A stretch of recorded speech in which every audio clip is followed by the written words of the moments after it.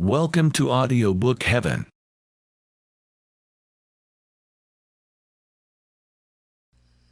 The Odyssey by Homer, translated by Samuel Butler. Book 23. Euryclea now went upstairs laughing to tell her mistress that her dear husband had come home.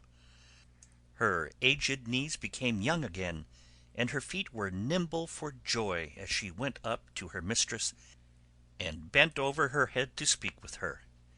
"Wake up, Penelope, my dear child," she exclaimed, "and see with your own eyes something that you have been wanting this long time past. Ulysses has at last indeed come home again, and has killed the suitors who were giving so much trouble in his house, eating up his estate and ill-treating his son." "My good nurse," answered Penelope, "you must be mad. The gods sometimes send some very sensible people out of their minds, and make foolish people become sensible. This is what they must have been doing with you, for you always used to be a reasonable person. Why should you thus mock me when I have trouble enough already, talking such nonsense and waking me up out of a sweet sleep that had taken possession of my eyes and closed them? I have never slept so soundly from the day my poor husband went to that city with the ill-omened name. Go back again into the women's room. If it had been any one else who had woke me to bring such absurd news, I should have sent her away with a severe scolding. As it is, your age shall protect you." "My dear child," answered Euryclea, "I am not mocking you.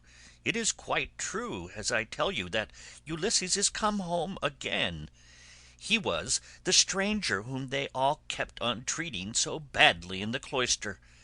Telemachus knew all the time that he has come back, but kept his father's secret that he might have his revenge on all these wicked people." Then Penelope sprang up from her couch, threw her arms round Euryclea, and wept for joy. "But, my dear nurse," said she, "explain this to me. If he has really come home as you say, how did he manage to overcome the wicked suitors single-handed, seeing what a number of them there always were?" "I was not here," answered Euryclea, "and do not know. I only heard them groaning while they were being killed. We sat huddled and crouching in a corner of the women's room, with the doors closed, till your son came to fetch me, because his father sent him. Then I found Ulysses standing over the corpses that were lying on the ground all round him, one on top of the other.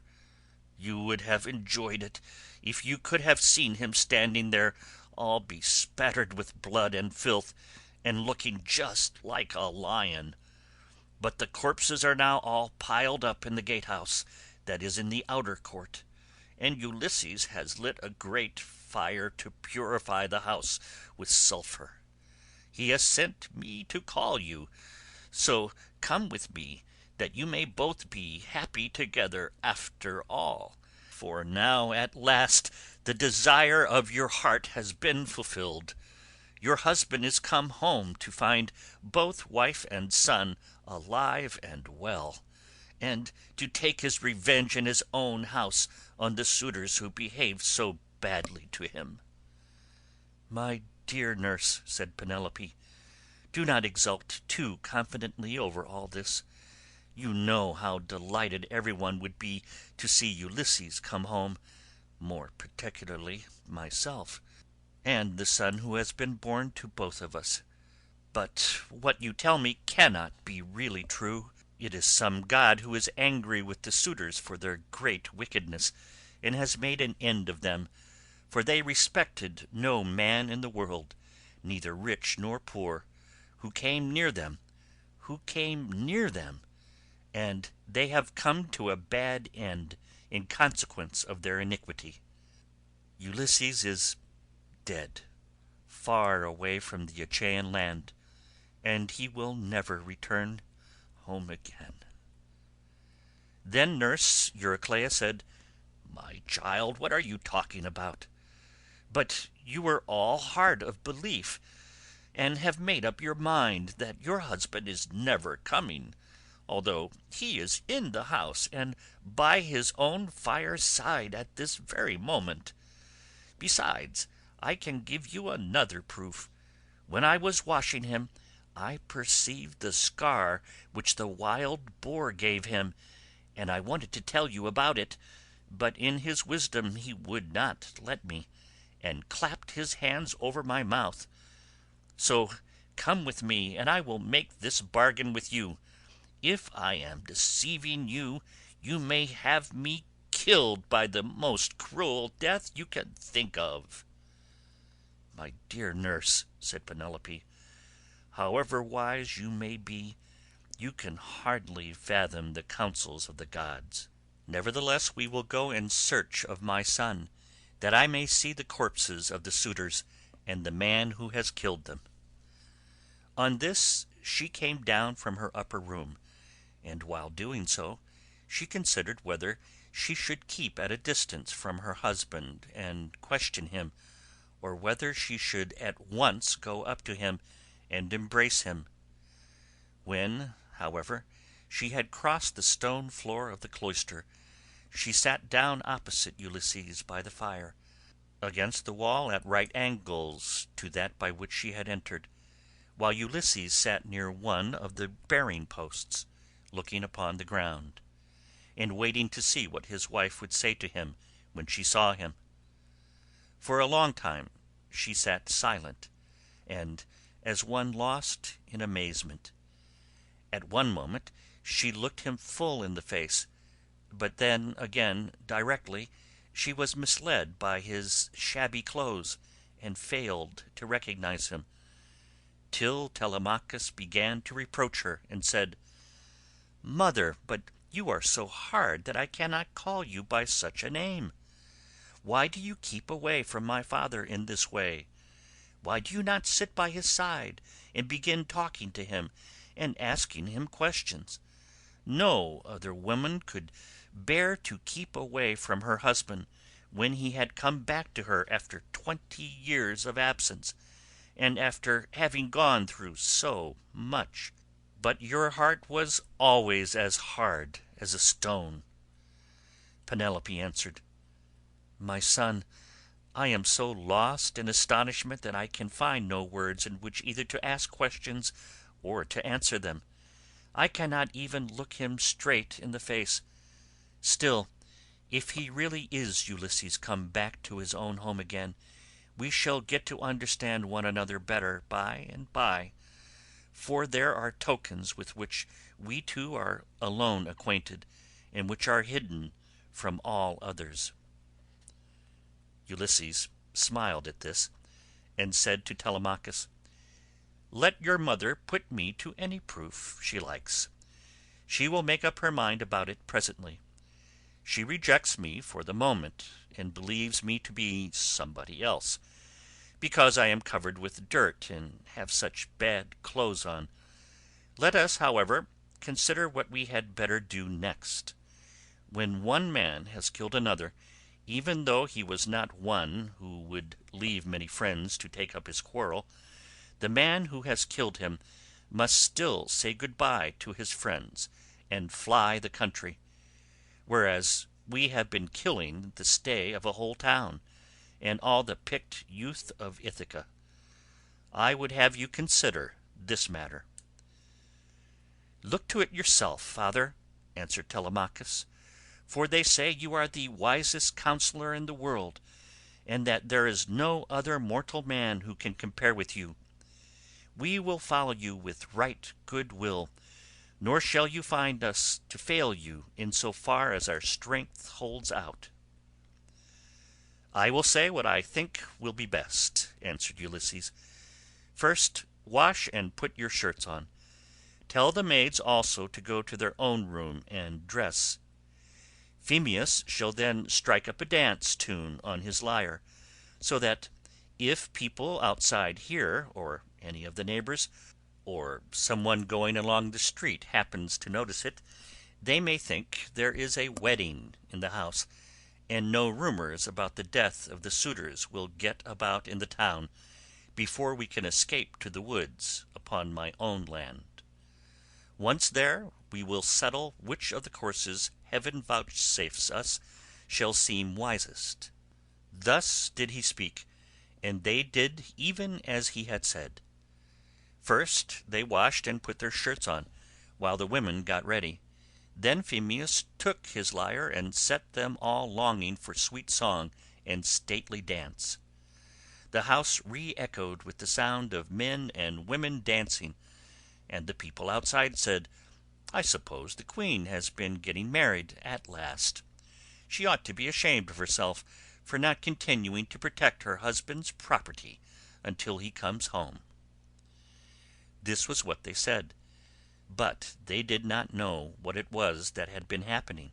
The upper servant, Eurynome, washed and anointed Ulysses in his own house, and gave him a shirt and cloak, while Minerva made him look taller and stronger than before.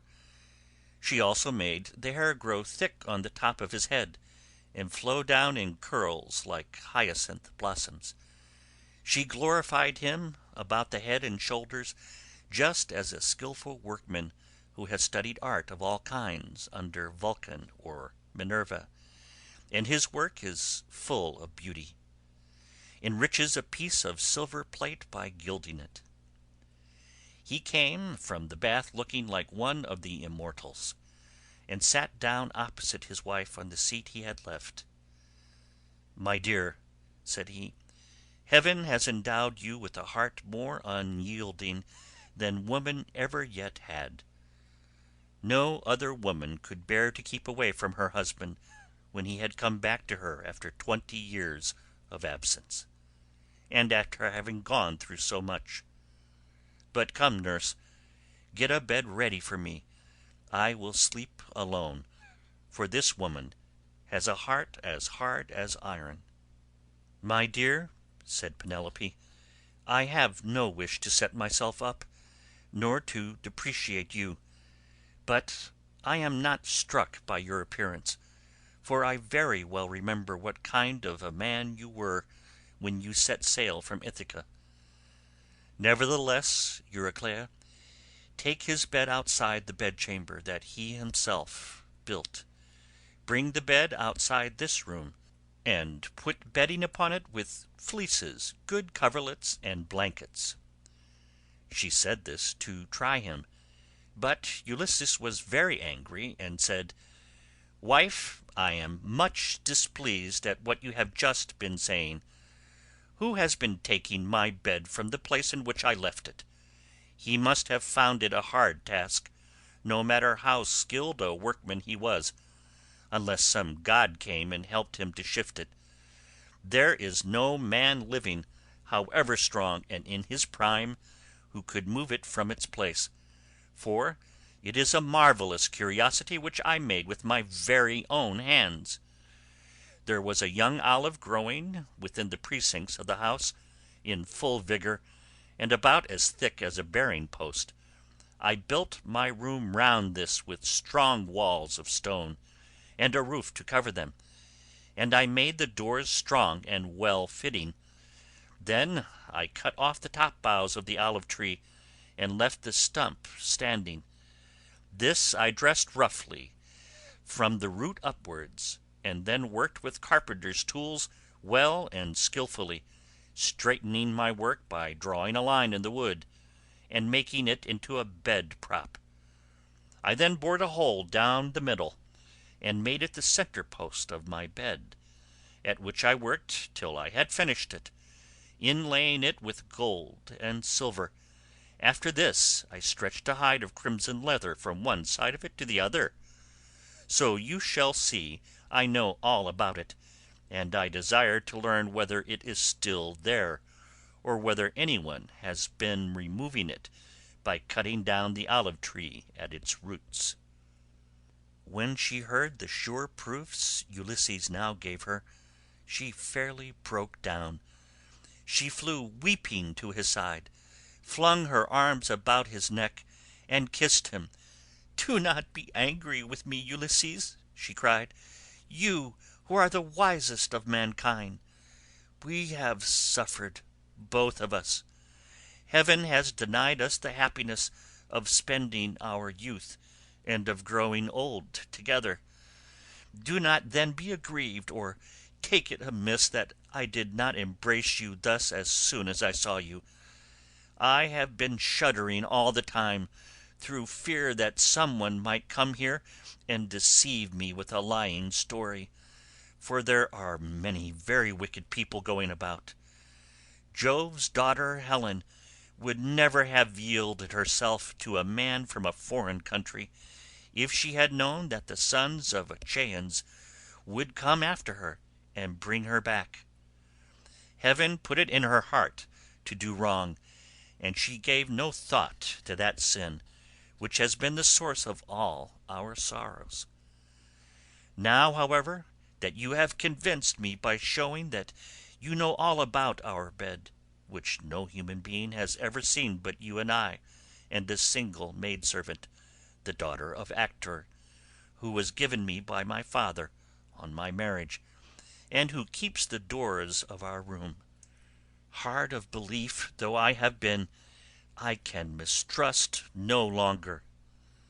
Then Ulysses in his turn melted, and wept as he clasped his dear and faithful wife to his bosom.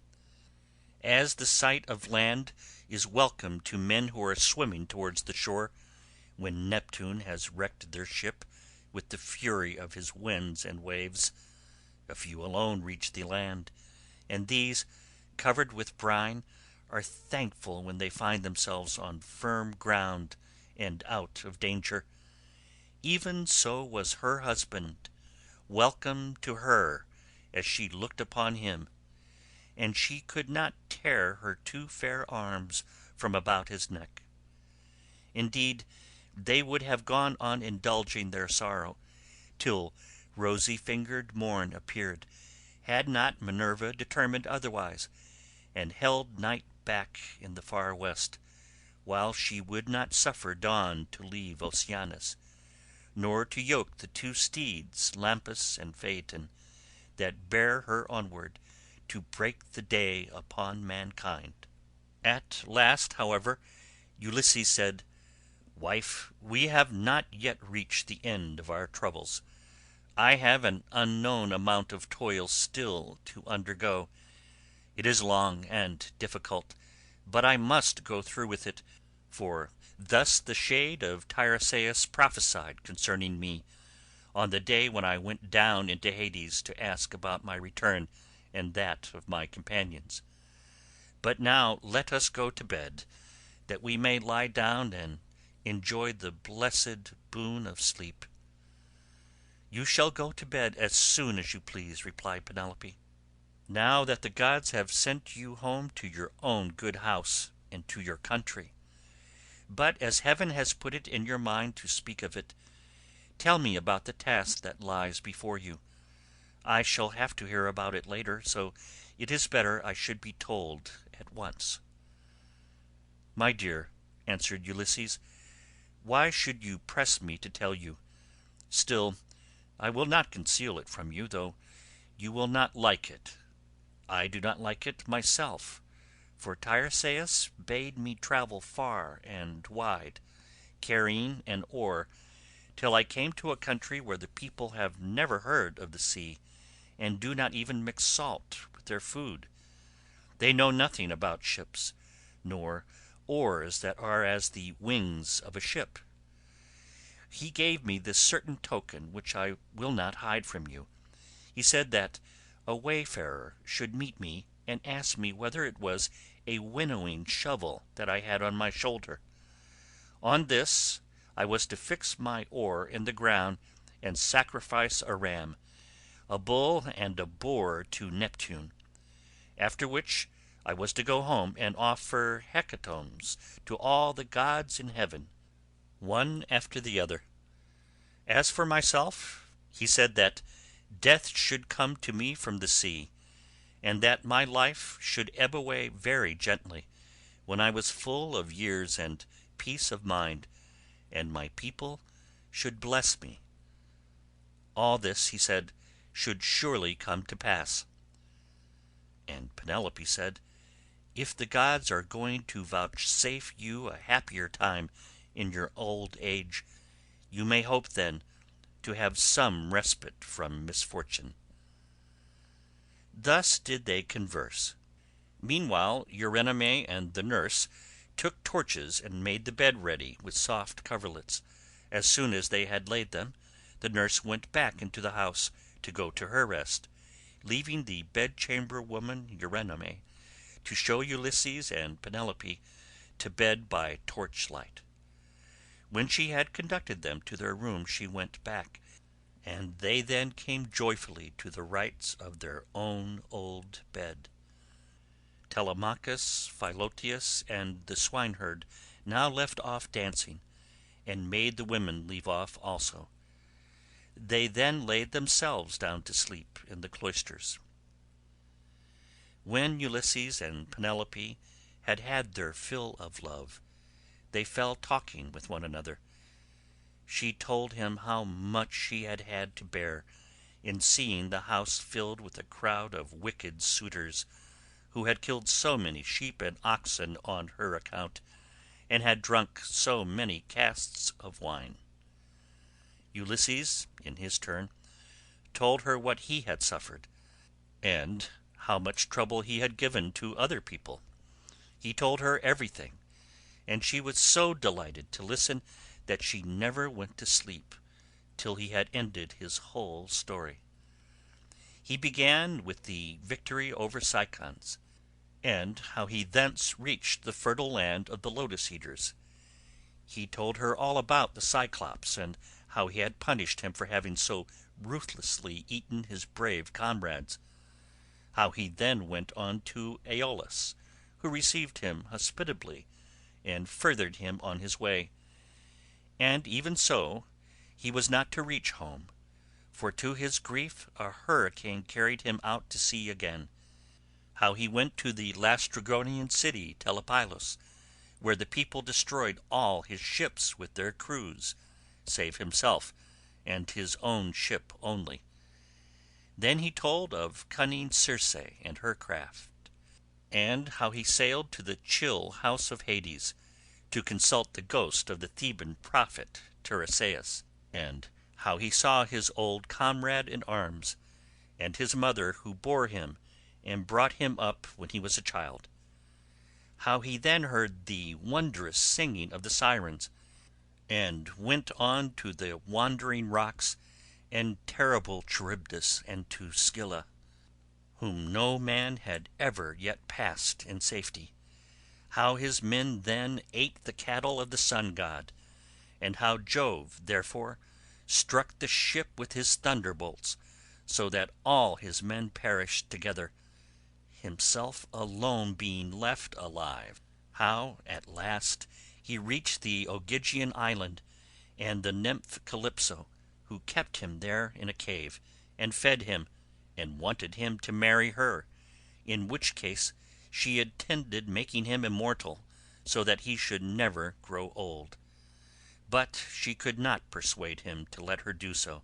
And how, after much suffering, he had found his way to the Phaeacians, who had treated him as though he had been a god, and sent him back in a ship to his own country, after having given him gold, bronze, and raiment in great abundance. This was the last thing about which he told her, for here a deep sleep took hold upon him and eased the burden of his sorrows. Then Minerva bethought her of another matter. When she deemed that Ulysses had had both of his wife and of repose, she bade gold-enthroned Dawn rise out of Oceanus, that she might shed light upon mankind. On this Ulysses rose from his comfortable bed, and said to Penelope, "Wife, we have both of us had our full share of troubles, you here in lamenting my absence, and I in being prevented from getting home, though I was longing all the time to do so. Now, however, that we have at last come together, take care of the property that is in this house. As for the sheep and goats which the wicked suitors have eaten, I will take many myself by force from other people, and will compel the Achaeans to make good the rest, till they shall have filled all my yards. I am now going to the wooded lands out in the country to see my father, who has so long been grieved on my account, and to yourself I will give these instructions, though you have little need of them. At sunrise it will at once get abroad that I have been killing the suitors. Go upstairs, therefore, and stay there with your women. See nobody, and ask no questions." As he spoke, he girded on his armour. Then he roused Telemachus, Philoetius, and Eumaeus, and told them all to put on their armour as well. This they did, and armed themselves. When they had done so, they opened the gates and sallied forth, Ulysses leading the way. It was now daylight, but Minerva nevertheless concealed them in darkness, and led them quickly out of the town. End of Book 23.